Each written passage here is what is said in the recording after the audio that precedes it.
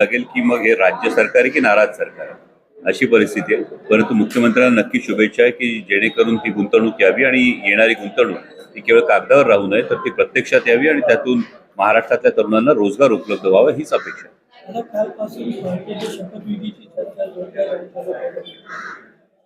असं म्हणतात एका पवारसाहेबांनी करगिलमध्ये बैठक झाली, पवारसाहेब नाराज झाले, त्यानंतर दुसऱ्या बैठकीत दादा अनुपस्थित राहिले. षडयंत्र कोणाचा होता हा देखील मला वाटतं एक घटना घडली, त्या घटनेनंतर बरंचसं पाणी पुलाखालून वाहून गेलं आणि तरी सुद्धा जर शिळ्याकडीला ऊत आणण्याचा प्रयत्न जर होत असेल आणि तो ठराविक प्रसंगी म्हणजे विशेषतः मंत्रिमंडळातून डावललं गेल्यानंतर होत असेल किंवा काही आरोप झाल्यानंतर होत असेल, याच्या मागची कारणमीमांसा आणखी सखोल पाहिली पाहिजे. परंतु त्यानंतर अनेक घटना होऊन गेलेल्या आहेत. आता सरकार जनतेनं जरी मान्य नसलं तरी सुद्धा ऑन डॉक्युमेंट हे त्यांना ऑन रेकॉर्ड बहुमत दिलेलं आहे. त्यामुळे त्यांनी जास्तीत जास्त या कामकाजात लक्ष दिलं तर जास्त उचित ठरेल. महाराष्ट्राच्या हितासाठी, महाराष्ट्राच्या विकासासाठी ती गोष्ट महत्वाची ठरेल. उगाच जुन्या गोष्टी पुन्हा पुन्हा उकरून त्यातून नेमकं काय निष्पन्न होणार हे समजण्यापलीकडे. षडयंत्र कोणाचा होता? कारण मुंबईसाहेब असं म्हणतात की काँग्रेसचा होता, शिवसेनेचं उद्धव ठाकरेंचं षडयंत्र. मला वाटतं जर मान्य भुजबळ साहेबांनी स्टेटमेंट केलं असेल तर ते त्याच्याविषयी उकल किंवा खुलासा करू शकतो. पालकमंत्री पदाचा विषय आहे. बीड अनेक दिवसांपासून घुमतंय गाजतंय. कुठेतरी आता बीड शांत होण्याची अपेक्षा अजित पवारांकडून व्यक्त करण्यात यावी असं वाटतंय. ही अपेक्षा प्रत्येकच भागाची अपेक्षा आहे, कारण पालकमंत्री पद नेमकं कशासाठी हाच एक महत्वाचा मुद्दा आता तयार झाला. कारण पालकमंत्री पदाची एवढी चर्चा आणि त्यामध्ये एवढं स्वारस्य का, हा सर्वसामान्य जनतेला पडलेला प्रश्न आहे. आणि जसं मी म्हणालो त्या पद्धतीने इतक्या प्रत्येक गोष्टीवर जर घटक पक्ष नाराज होत असतील तर हे राज्य सरकार आहे की नाराज सरकार, हा प्रश्न सर्वसामान्य जनतेला पडेल. त्यामुळे मला वाटतं की याची एवढी चर्चा आणि याच्यावरून एवढी नाराजी ही नेमकी का होते हे सुद्धा पालकमंत्री पदासाठी नाराज असणाऱ्या लोकांनी जनतेला सांगितलं पाहिजे.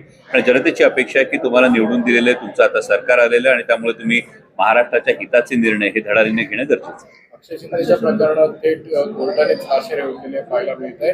पोलिसांवरच सगळं प्रेशर टाकलं गेलं होतं का असा देखील प्रश्न उपस्थित होते. काय तुम्ही कसं बघताय सगळं? पोलिसांवर जर प्रेशर टाकलं गेलं तर ते कोणाकडून टाकलं गेलं याचा शोध घेणं जास्त गरजेचं आहे.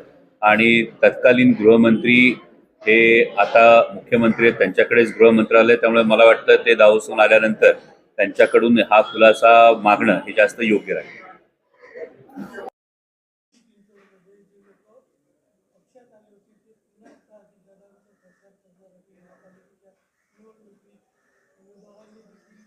माझ्याकडे अशी कुठली खात्रीशीर अशी माहिती नाही आहे. आणि भरलेल्या ग्लासमध्ये जाण्यासाठी पाण्याला आधी जागा रिकामी लागते, तशी काही पिंपरी चिंचवडमध्ये फार जागा तिकडे रिकामी असेल असं मला वाटत नाही. त्यामुळे अजून या केवळ चर्चा आहेत, या केवळ अफवा आहेत, कानावर आलेल्या गोष्टी या जोपर्यंत समोर त्याची शहानिशा होत नाही त्यावर भाष्य करणं योग्य. राष्ट्रवादी काँग्रेसच्या मंत्र्यांनी दिली त्यावेळेस मोठा दबाव हा भाजपकडनं टाकला जात होता किंवा अन्य मार्फत. आता असं दिसते की विरोधी पक्ष दबाव टाकल्याने आंदोलन करताना दिसत का? नाही, विरोधी पक्षाच्या बाबतीत जर म्हणत असाल तर राष्ट्रवादी काँग्रेस पक्षाकडून ही सातत्यानं मागणी केली जाते. सर्वपक्षीय मोर्चे निघतात, सर्वपक्षीय आंदोलनं ही निघतात आणि यानंतर खरं तर नैतिकतेसाठी दबाव टाकावा लागेल तर त्याला नैतिकता म्हणत नाहीत.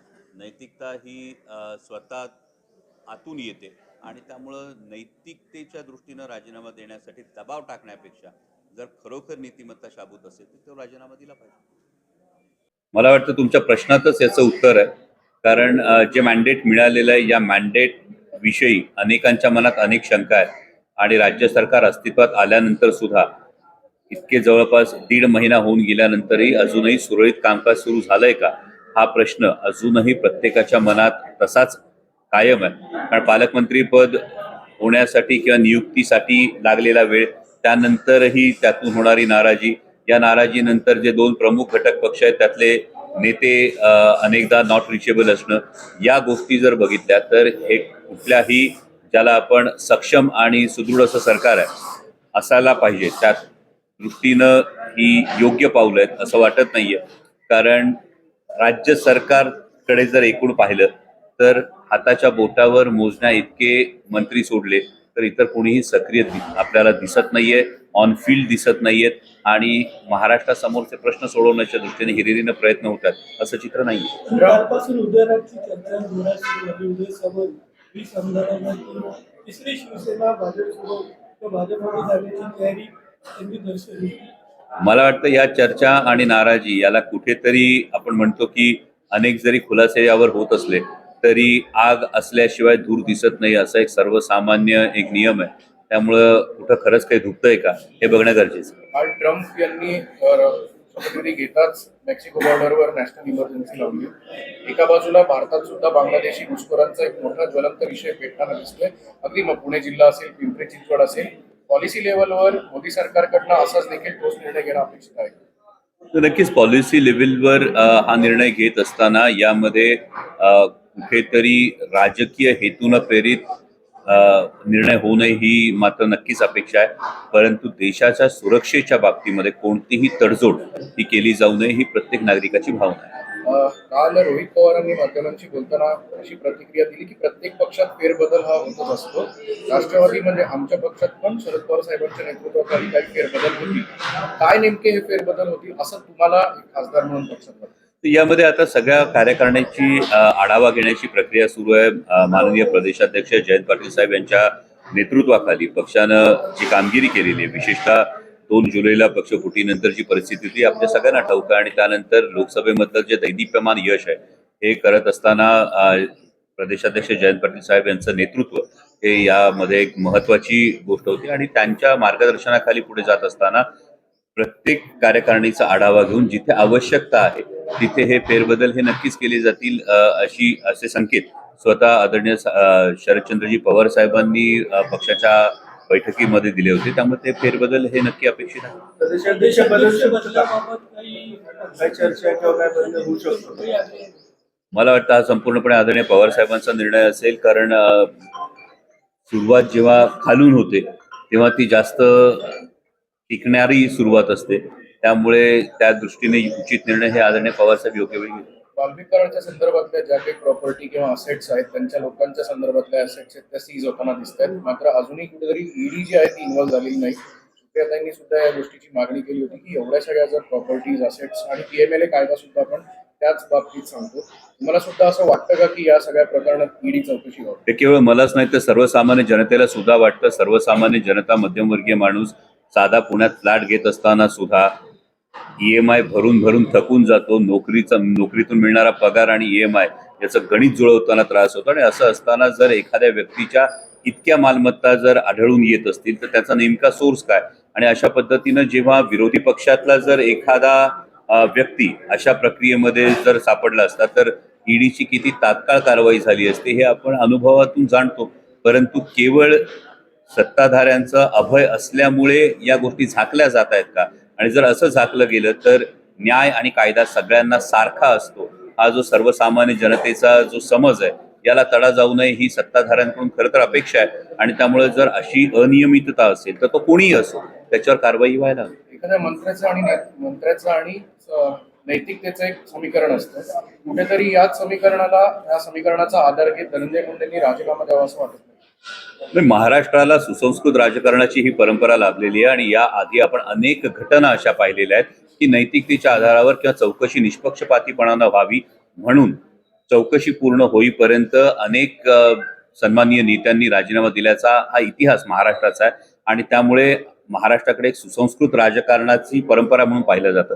आणि असं असताना जेव्हा धनंजय मुंडेंचं सातत्यानं नाव येत आहे आणि तरी सुद्धा ते राजीनामाही देत नाहीयेत किंवा ही चौकशी निष्पक्षपातीपणाने होईल याविषयीचा विश्वास सर्वसामान्यांच्या मनामध्ये तयार होत नाहीये, ही परिस्थिती पाहिली तर नैतिकतेच्या आधारे हा धनंजय मुंडेंनी राजीनामा हा दिला पाहिजे जेणेकरून चौकशी निष्पक्षपातीपणानं झाली पाहिजे.